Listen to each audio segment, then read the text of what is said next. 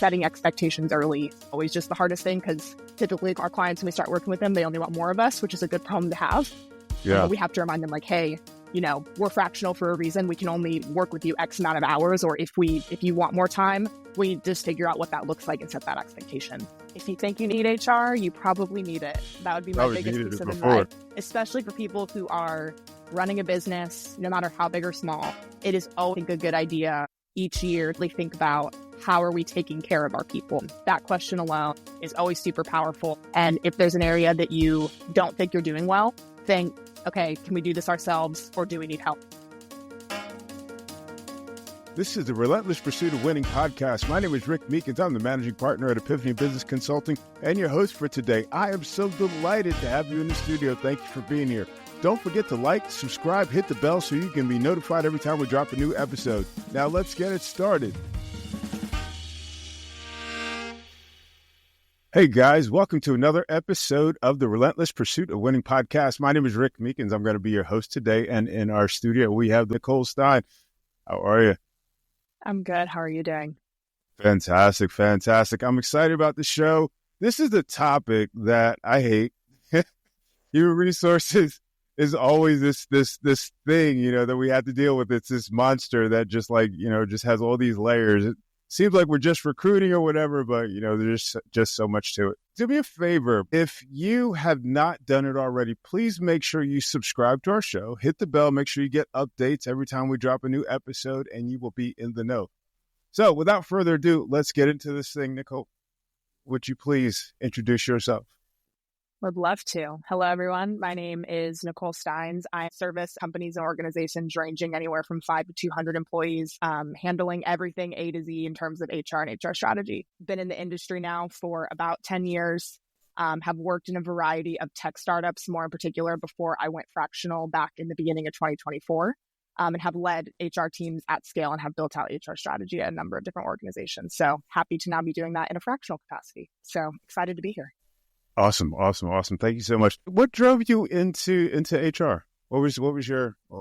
It's a great question. It's actually one that I feel like so many people have a similar answer. No one, I think, I say this with a grain of salt, because some people do genuinely actually go to school with the intent of going into HR. I fell into it completely on accident. For myself, I grew up an athlete most of my life. I played lacrosse and collegiate lacrosse through university and really didn't know what I wanted to do post-college. I kind of was in like a early midlife crisis, if you could try to argue, for being, 18 at the time. But I ended up taking an office manager job at this really cool e-commerce agency that really kicked off my entire HR career. Started as an office manager, got thrown into some HR things rather quickly. They were going through like a whole acquiring a couple of different other agencies to build. And they then relied on me to be like, hey, we want you to try to merge all these different cultures together, figure out how to get people to work together more effectively. And that's when it kind of clicked for me of like, business environment and team environment for sports. It's very similar in terms of how you really try to rally people together, get them on the same page, have the same common goal and vision, have everybody be aligned to the same values. And so again, I didn't know anything about HR prior, but when I got hooked on that, it kind of sold me. Quickly went on to get my master's soon after that in HR from Villanova University, which was a great experience. And it's really changed my life. I love what I do. Something that I think some people don't know a ton about. They view HR as very following rules and just having compliance. There's so much more to it than that, which is why I love it, because it's kind of getting to help break the stigma. But yeah, it was a complete accident, and I'm happy it was an accident, because it, again, turned into my dream. Amazing. I never made that connection, between, team sports and, building teams, That's pretty awesome. Cool. So this is interesting. So you're in HR, you enjoy it, and you've been doing it for, remind me, how many years? Was that 10 years? Yep. About 9-10 years. Yeah. And then now you moved into fractional. What was the impetus for that? Yeah, it's a great question. It's definitely something, especially in the industry and even other industries. You hear people that maybe are going fractional, and that term gets thrown around a lot because it also gets interchanged with consultants, part-time employees, things of that sort.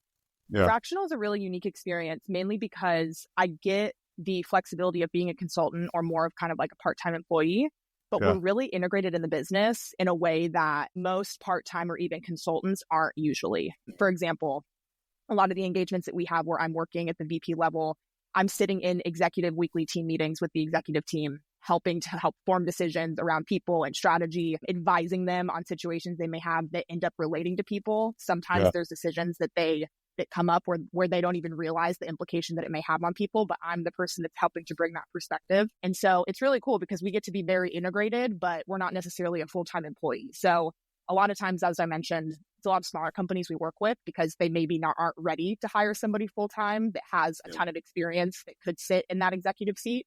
And so they really get a ton of experience and a lot of opportunity to build strategy early without having to pay for a full-time employee and all the different benefits and things of that sort that can come as a cost to an employer. And so for me, I never considered going fractional until actually early 2024. Again, I had worked in-house, multiple different tech startups. I definitely experienced the volatility of that. There was a ton of layoffs, a lot of hard things, as people know, especially as we went through COVID. And the tech industry got hit really hard by that. And so it got to a point where I was kind of like, tech provided me so much opportunity and experience that I would never take back. There were so many good things about it, but it definitely felt hard. But I had so much experience at that point that I was like, I would love to be able to work with a book of different companies at one time. So that way I'm getting to experience so much more and grow my skill set, but also I don't get bored because you're consistently working with different people, taking on new challenges. And so it really every day feels different, which is why I love it. But the fractional capacity is just really unique because we really get to drive a lot of impact, I think, especially with earlier stage companies comparatively to potentially, joining a bigger company that has a ton of process in place already. You're kind of just running checks and balances. You get to be much more creative. Yeah. Yeah. Well, it sounds like you're getting your hands pretty dirty, working with some of these companies. You said you're at the board. What is that like? What is it like working with, someone like yourself? I'm a leader. I'm running a company. I've got, 10, 20, 30 employees, whatever it is. What is it like to have you get on board? What should I expect? Yeah, I think the biggest thing that we always like to talk about, we always come in very open-minded and very investigative from the get-go. For us, the thing that's important to us is really making sure that we can adapt to, especially if there's a pre-existing working culture, working style, especially on an executive team or working with different executives. We want to be able to match that because that's important to us and being able to hold that integrity of someone's culture and how they've already wanted to do things. Obviously, we'll make recommendations if there's things where we're like, hey, you might be able to be more efficient here. We might be able to tighten up certain processes here, but we'll always make recommendations, but we'll never force them. We always want that to be a two-way conversation. And we find that, again, that helps to build trust, helps to build the relationship to be successful for the long term. I think also a big part of working too, not only with myself, we definitely are people where we love to educate because HR, like how I mentioned earlier, there's a lot of nuance. There's a lot of things that people don't understand that HR can actually take on and do. And so a big part for us is making sure hey, this is something that we can do. Here's why it's important to do it. Here is some context of examples that we've seen in the past of how this has worked and take that time to really go the extra mile because, again, for most people, they think of HR as a handbook, rules, all these different things. They don't think of it potentially as a more strategic opportunity and role. And so for us, educating is a huge part of what we do. Wow. There's a bunch of questions there. Now tell me something. I've seen fractionals take on, and maybe I just misunderstood what you're saying, but take on more of a leadership role. So they are making decisions and they are being held accountable and that sort of thing. Is that what you do as well? Yeah, we can definitely operate in that capacity too. A lot of times, especially for clients that we serve long term, we have clients where we've come in, we've been their first HR hire, for lack of better terms. We've helped them build out their HR team and help make those decisions to really make sure that the function is set up well. And then we'll even phase out whenever it's ready and help teams be like, hey, if you feel like working with us is no longer what's best for you, we'll help you find the right leader who can come in, we'll train them, we'll onboard them. And so we definitely, can take on that decision-making power. We have some clients that come to us and they're like, hey, I know you're a consultant. I want you to operate fully like you are the CHRO or the VP of this company. Tell us no, make a decision, make the call, which is great. Those are the clients that we also love working with because they trust us and they give us that, which is really great and always makes for a good partnership. Pros and cons to each model. So one, it's almost like you're a consultant. The other, you're actually in a leadership role. What are the pros and cons of each side of that? Yeah, I think the biggest thing I view in that way is being in-house versus being the consultant that's kind of more the outsource. I think the biggest pro in my opinion, is really the impact that you can drive. As somebody that's more out of house in a consultancy like ourselves, it's very interesting when we work with clients. They really value the recommendations that we're bringing because a lot of times they actively sought us out in terms of wanting that help and support. And so for us, we find that we're able to actually generate buy-in a lot more easily, and we're able to make bolder recommendations that are going to pay dividends off for the long term much earlier on, versus potentially in an in-house role where there potentially is a lot of red tape. There could be a lot of internal politics for how things get approved, how budgets get approved. And so that can really actually end up holding you back. And that's something that I experienced firsthand, especially in my in-house roles in tech. Was having to play to a lot of politics to actually try to get things done just because HR wasn't prioritized. When we have people coming to us and seeking our help and wanting to bring on somebody in a fractional capacity, we know like they're serious about wanting to do this right. They see the value of what it can be, even if they don't understand fully, again, what we're capable of doing.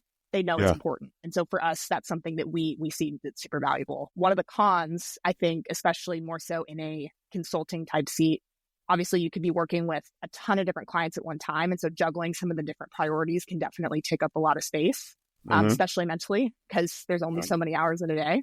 But I think really, having the good communication streams, making sure that you're just really organized with the clients you're working with, setting expectations early. For us, that typically is always just the hardest thing because typically our clients, when we start working with them, they only want more of us, which is a good problem to have. But we have to remind them like, hey, we're fractional for a reason. We can only work with you X amount of hours, or if you want more time, we just figure out what that looks like and set that expectation. So I would say that would be probably one of the cons. For sure. Understood. Another thing that you had mentioned was, and I really want you to unpack this really well, is the strategic side of HR. We look at strategy, we're looking at, products, new customers, blah, blah, blah, blah. But I don't know that HR conversation really comes out, and we really see the value as business owners that the HR function brings to the organization. Yeah. It's a tricky one to unpack because, again, I think a lot of it, especially when you dive into it, it's tailored specifically differently to every company, depending on especially what type of CEO or founder you're working with, kind of the vision they have for the company. And I think that's big step one, is making sure whatever strategy that we're even going to suggest fully aligns with business goals. I think people sometimes hear HR strategy and they think that it's just some pie in the sky thing that's separate from the business. But in reality, we build our whole HR strategy strictly off of business goals that are set likely for what's not only the whole executive team, but for the whole company. If we're aiming to double or triple revenue in a year, okay, from a people standpoint, what are the things that we then need to back into from our HR strategy to make sure that we hit that?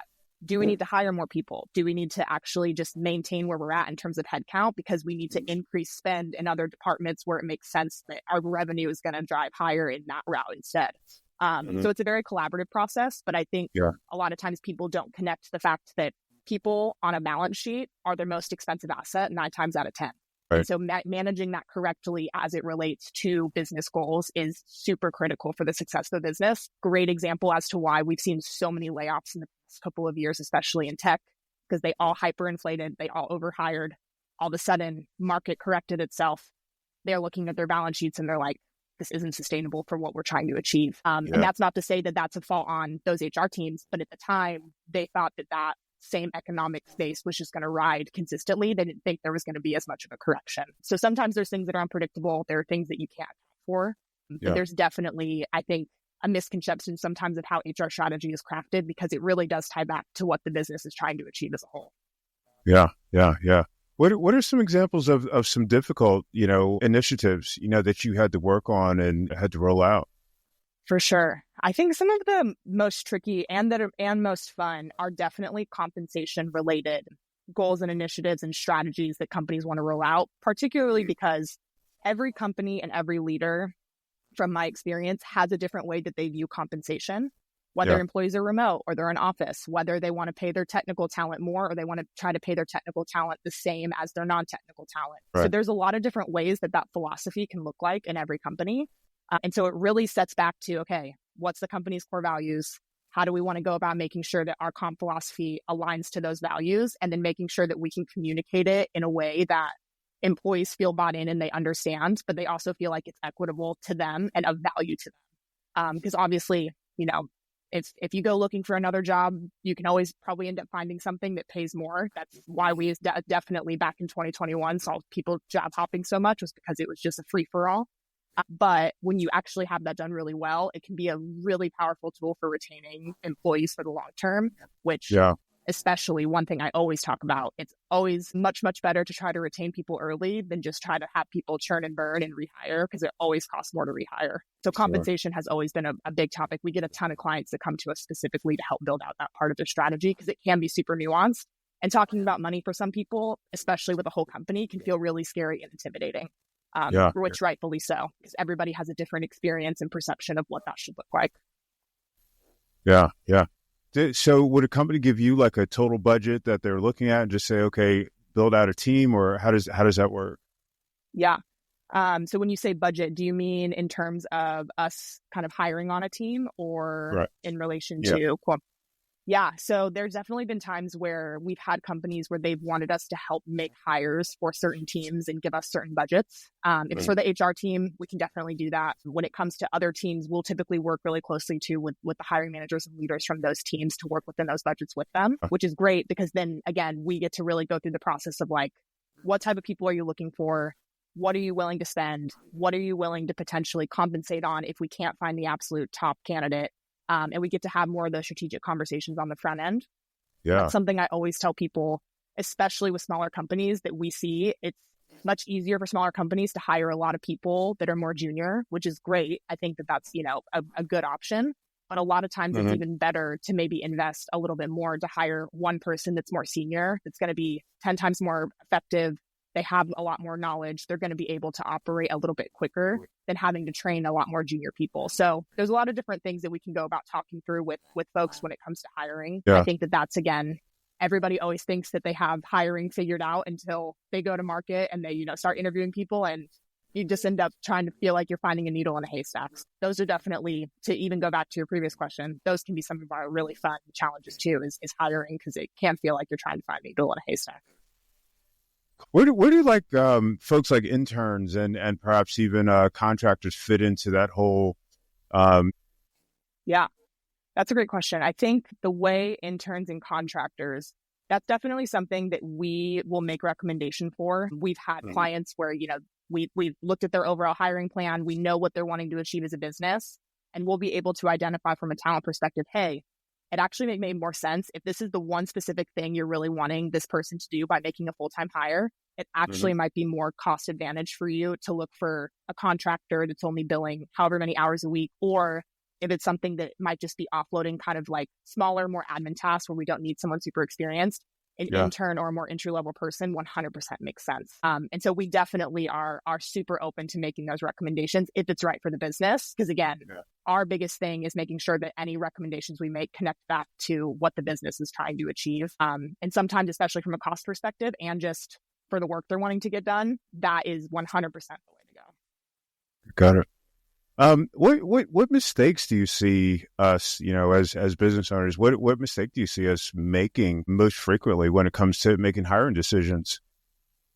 I would say the biggest mistake that most people make is they either hire too late or they hire too many. I say hire too late because a lot of times, especially again from my time working in tech, there's a lot of situations that arise where people are already overworked. They're already feeling a lot of burden for a lot of the work that they're doing, because there really should have been somebody hired 4 or 5 months ago. And then they're trying to bring in a new person and onboard them. And by the time that new person is onboarded, they're already overwhelmed and overworked because there was already a full person's worth of work to begin with. And so I think for a lot of companies, it's really smart. And this is where HR can come into play, because we can help to more accurately forecast, like, hey, based off how our processes run and how our business runs, we need to have X amount of people to achieve what we're looking to achieve by the end of this year. By the end of, 2020, we're going to need to at least have 1 or 2 more people. And we know when we can kind of start those hiring processes, even if we decide to take those processes a little bit slower. Because again, a lot of times, especially with onboarding, people don't realize how much time onboarding actually takes. And so when you get somebody new, you can't expect them to come in and just like immediately pick up everything that they need help with. It's going to take potentially up to 90 days for them to actually be fully ramped and know what they're doing. So we always like to say hire early, because by the time the person's fully ramped, they're going to be busy. It's going to feel much more natural versus having them start potentially when you really needed somebody 4 or 5 months ago, and you're expecting them after a week to be at full capacity, full efficiency. And that's just not how that works. That's not how humans work. So I always like to say, build in buffer. I wish, right? I wish. There are a lot of weeks where I wish I could operate like that. Yeah, absolutely. Absolutely. Talk to me about alternative compensation. So, I mean, obviously, there's just regular cash, but I mean, how do you put that together? Especially, I mean, with your experience in tech, I'm sure you've had some interesting plans you had to put together. Yep. It's definitely interesting. Even in the past 2-3 years, the shift that we've seen in alternative compensation, specifically as it relates to like stock options and any equity. I think a lot of people look at equity in particular, and I'm focusing on this example because I find it the most fascinating. A lot of people look at equity and they immediately think, great, I'm going to a startup company and I'm getting equity. I'm going to be a millionaire by next year. Because they're thinking like, oh, it's like Google, Facebook, or one of the big, giant tech companies where you get equity there. It's already a public company and already has value. It's increasing potentially year over year. A lot of times the options that people are being issued at startup companies are not only aren't guaranteed, but the likelihood of a startup company going public is less than 1%. And I think a lot of people don't realize that. It's very rare for companies to actually go public and to be able to make very, very high amounts of money in a short amount of time. That's not to say that, again, it can't be done, but that's the risk of working with startups. It's like, if it takes off, it can pay off.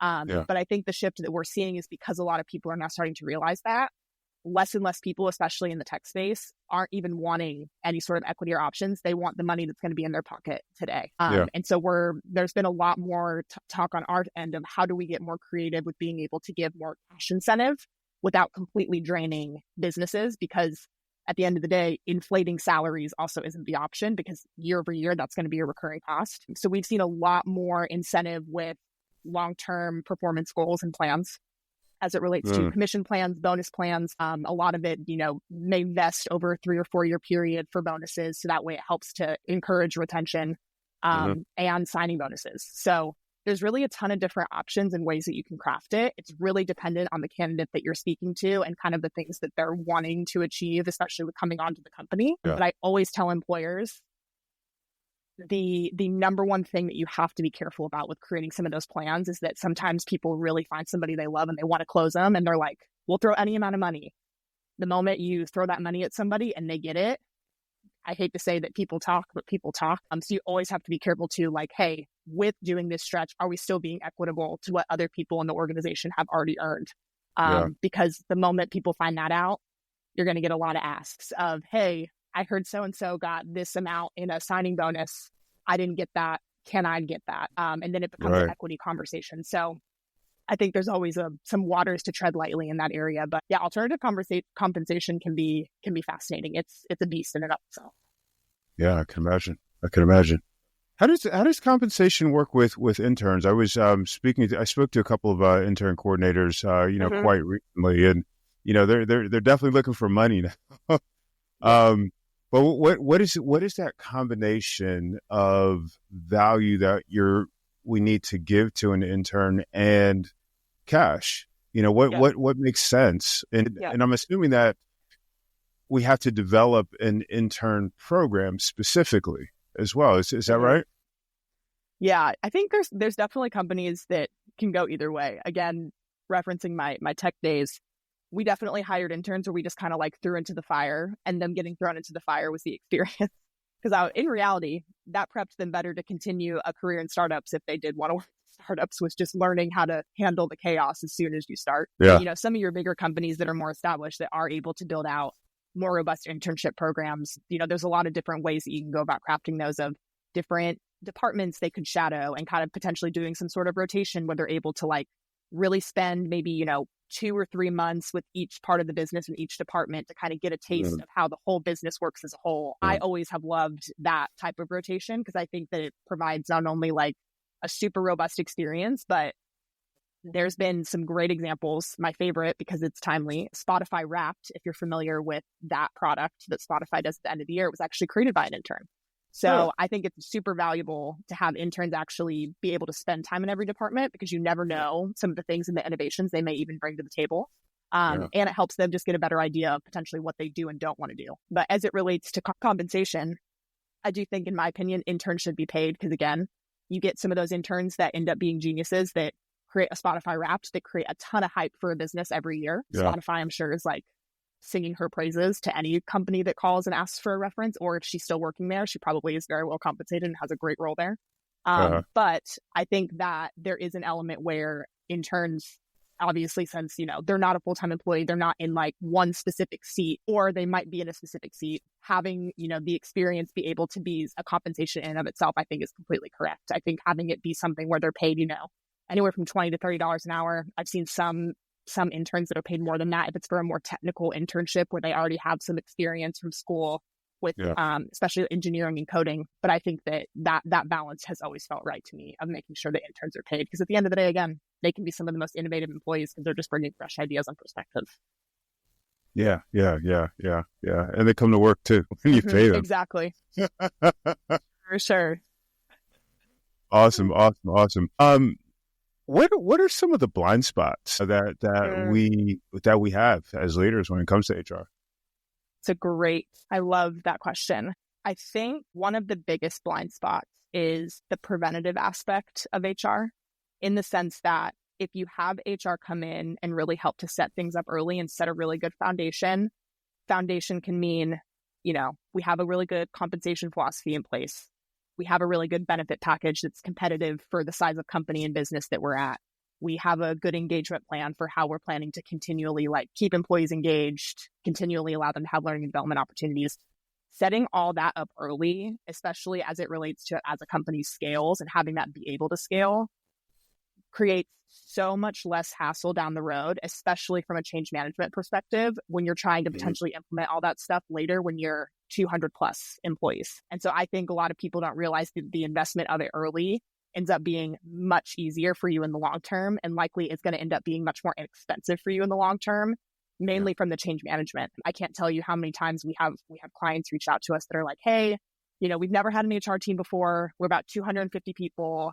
We want to implement a whole new compensation philosophy. And we're like, okay, some expectations to set. There will be people that will likely be very unhappy with whatever we decide. You need to know that there's a potential that some people, once you roll this out, if they don't agree with it, they may leave. Are you okay with that? And are you willing to take that risk? Again, versus companies that come to us, they have 20 employees and they're like, hey, we're the foundational team. We're ready to all be invested in this. Let's all come to the table and have a conversation of what this should look like. And then from that, you can hire people that are bought into that philosophy. And it doesn't have to necessarily just be your comp philosophy. It can be your main core values and everything else.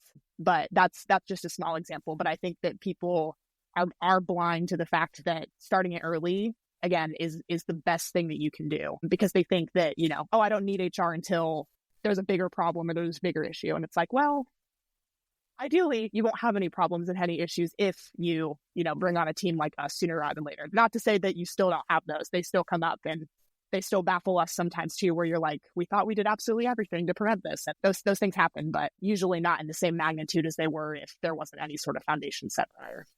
Yeah. That's a sort of a scary wisdom. It's just like, oh gosh, I got to do something now. Right, I know. It's funny when we talk with some clients, because they they bring their problems to us and we're like, okay, what have you had set up before? And they're like, we've had nothing. And we're like, okay. And then we have to kind of talk them off that ledge of like, everything's going to be fine. But again, that's why we're here. That's why I personally love what I do. We get to solve the hard problems and try to figure out ways to do it that's beneficial for not only the company, but all the people involved. That's cool. That's awesome. One of the conversations, I think we had a couple times last year had to do with quiet quitting. What's happened with that? Is that still a thing? Is that where? Yeah, I think personally with quiet quitting, a lot of that has to do with just how you're engaging. I think remote work still plays a pretty big role in the quiet quitting space, which I say that with a grain of salt because I myself am a remote employee. I love remote work. I think remote work definitely has a place to stay and should stay. But I think for a lot of folks, especially in younger generations that aren't getting potentially that experience of being in an office, having that type of culture, being able to be really connected with coworkers, they're not getting the opportunity to do that by just entering remote environments. And so I think it's a lot easier for people to end up taking on the mindset of quiet quitting of like, well, hey, I never, I've been here for 2 years now, but I'm not really connected with anybody. I don't really have any reason to be here besides just showing up and getting a paycheck. Like, yeah, I can easily leave another company. Or it's the similar where, people show up and they realize like, no one's really checking in on me or like asking how I'm doing. I'm just going to collect my paycheck and show up and work. And that's it. Which I think that there's a time and a place. And I think that for some people is totally fine. There are even some roles and jobs where I'm like, hey, if that's how you want to operate in your role, great. We will let you protect your peace in that. You don't need to show up to our, engagement things that we're trying to do. If you don't want to, that's totally fine. But I do think that remote work has played a part in that. And I think that that's why I've always encouraged, especially companies that are fully remote, to try to have some sort of touch points throughout the year where they are able to get people together in person, even if it's localized gatherings of like, hey, we have 2 or 3 employees that are all in Southern California. Great. Give them a gift card, let them all go to dinner together, just so that way they have some sort of connection to make them feel more ingrained with the company, besides just having a laptop sent to them and them signing on and doing their job every day by themselves. Because it really does make a difference when you're able to create that human touch point. Yeah. I bet 100%. How is that, with regard to recruiting and onboarding and, that whole process with remote workers, and just thinking from the perspective of, setting the organization and the individual up for success? Yeah, I think that's something where there's a lot of really awesome systems that have been very helpful in bridging that gap, especially as it relates to new hires, remote onboarding. You can make that process, in my opinion, very interactive, very impactful, but you do have to be very intentional about it. And so this is something that I've also said, especially for clients that come to us. A lot of times that's one of the top things they want us to help with is like onboarding. We need help with onboarding. We want it to be more robust. We want people to feel like they're set up for success. But the issue is that it takes a lot of time. I mean, when you're talking about breaking down a company's core values, really making sure that people understand the business, making sure that everything's super well documented for the role that they're entering into, that they have resources that they can reference. A lot of times companies don't realize that half of being a remote company is quite literally what you've documented and the areas where you've actually stored that information. Because again, it's not like an office where you can just lean over to the cubicle next to you and be like, hey, Dave, how do I do this? Having to put in the effort to potentially try to coordinate to get somebody on a Zoom or something, especially when we're in meetings all day now, because meetings have only increased, which that's a whole other topic that I could dive into. It makes it a lot harder for people to potentially learn how to do their work more quickly, just because, again, there's more barriers in place to what they may or may not have access to. And so good documentation and really being intentional with what sessions you set up for an onboarding, and really how you, again, get the rest of the company involved, because it can't just be HR also owning that process. It really needs to be a very collaborative process where you have different departments involved. You have the executive team involved to some extent, just because, again, that type of connection also ideally helps to prevent people from doing and being a quiet quitter down the road. Because again, they come in initially feeling very connected and feel very important too, versus, just getting a laptop shipped to them. They open it, they have a 30-minute call with HR the first day, and then they're kind of like, okay, what do I do now? Which that still happens. Which no, it doesn't. Again, that's why we're here. That's why we're here to help. That's so funny. So one of the other conversations that I've had with folks is, you grow in your company, the founders, very much involved. You get up to 15, 20 people, and you start having these levels that are away from that original founder. And so the conversation is around the idea of developing or maintaining that culture that the company was originally founded with. Yeah. How do you do that? What are your thoughts on that?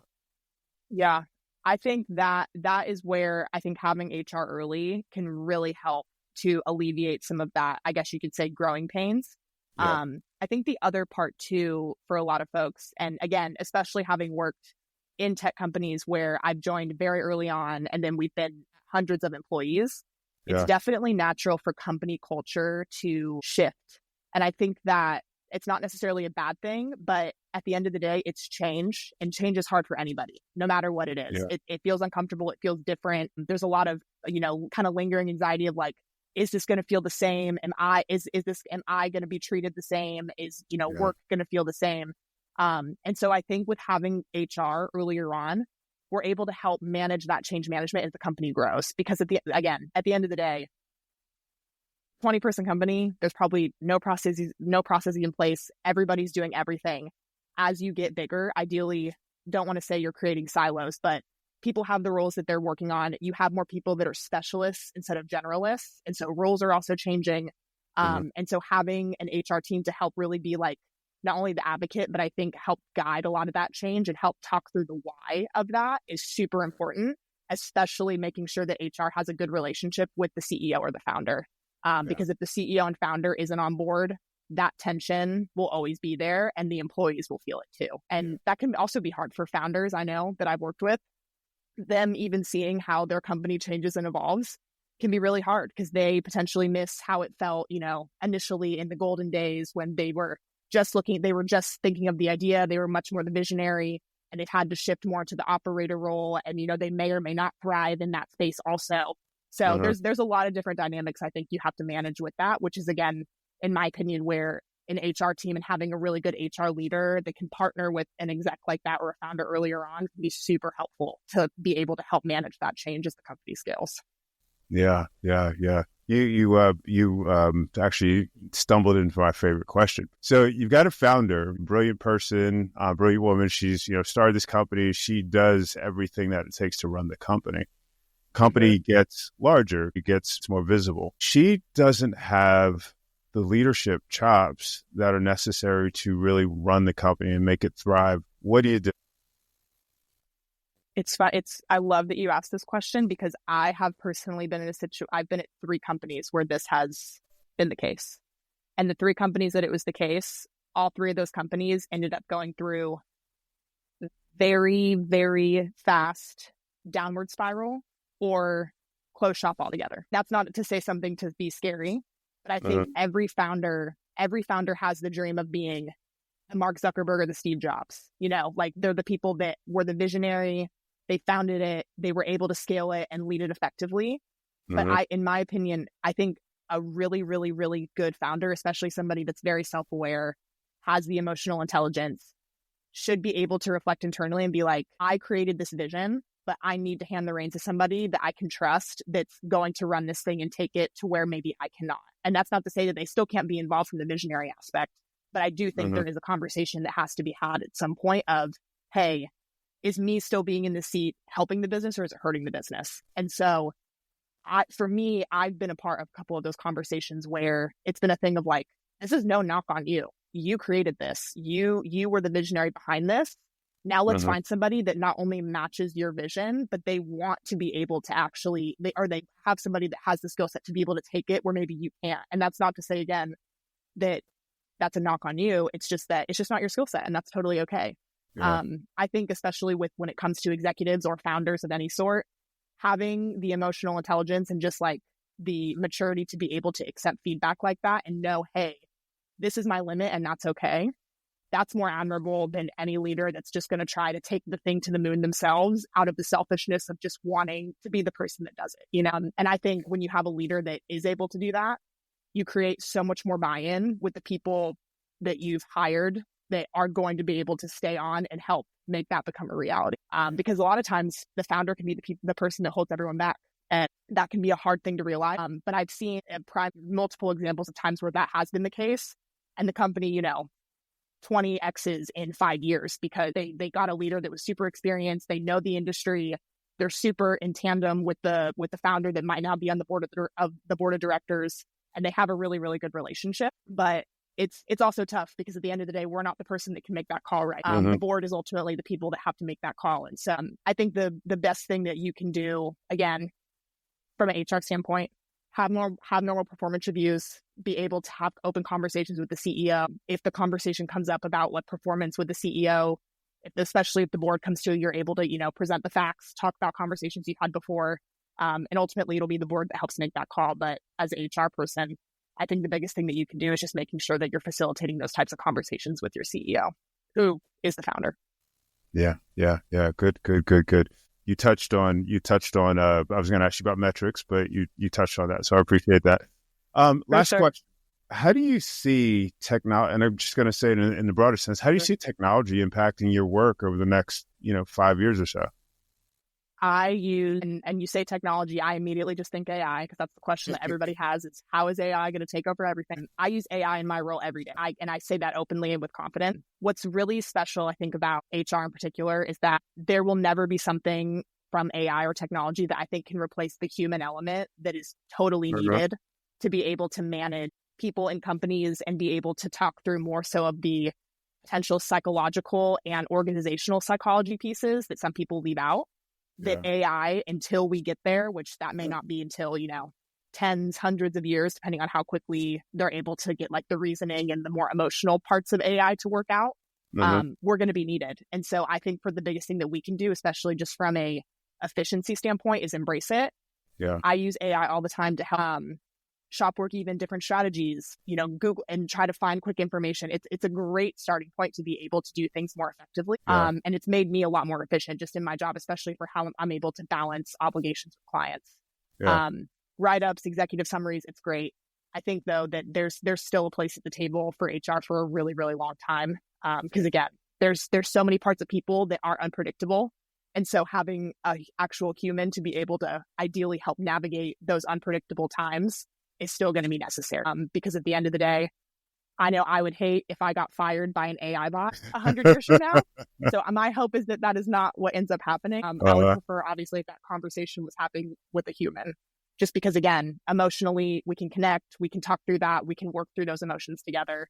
And so I think, again, that's a big part why I think HR is here to stay for the long term. But technology will be instrumental in being able for us to adopt to stay fast, effective, and efficient. Awesome. I love it. Nicole, anything you want to leave our audience with? Gosh, if you think you need HR, you probably need it. That would be you my probably biggest needed piece it of before. advice. No, I would say, especially for people who are running a business, no matter how big or small, it is always, I think, a good idea each year to really think about how are we taking care of our people. That question alone is always super powerful. I think it can, go into so many different areas and touch on a lot of different things that you can be doing as a business. And if there's an area that you don't think you're doing well, think, okay, can we do this ourselves or do we need help? And then, from that point, I strongly encourage if any of those areas come back as a, hey, we're not helping our people well in this area, reach out, obviously, I'm happy to be a resource. Any other HR consultant or anybody else, I'm sure would be happy to help. But I think taking care of your people is the best thing you can do for the long-term success of your business. I love it. Awesome. Nicole, thank you so much. This has been fantastic. I've got a wealth of knowledge, stuff to sift through. For sure. But importantly, more knowledge to share with people. And I'm really grateful for that. Thank you so much for being on the show. Of course. Thank you so much again for having me. This was a blast. I was excited. Awesome. All right, folks. Thanks for watching or listening to another episode of the Relentless Pursuit of Winning podcast. We'll catch you next time.